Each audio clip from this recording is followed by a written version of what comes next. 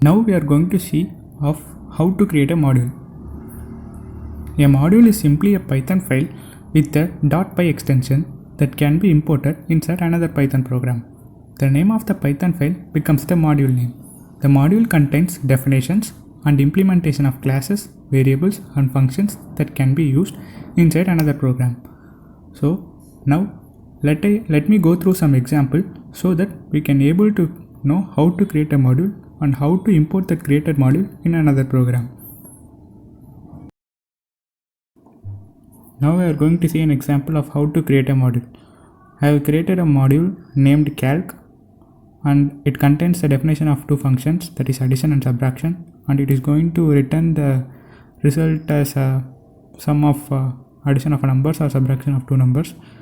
And I have saved this module as calc.py so that it can be imported in my another program.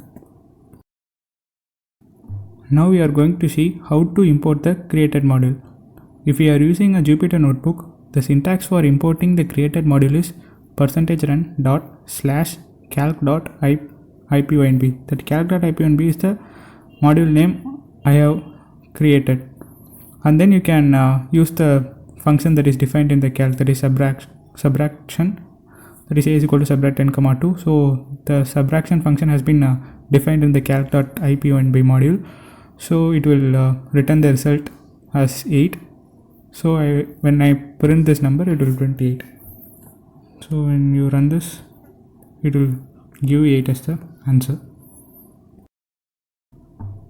But if you are using some normal Python ideally, then you can create a module and you can save it as .py extension, and then you can use that created module in some other program by importing that module by just calling import my module. The my module is the module that has been created in the above program, and you can run the code.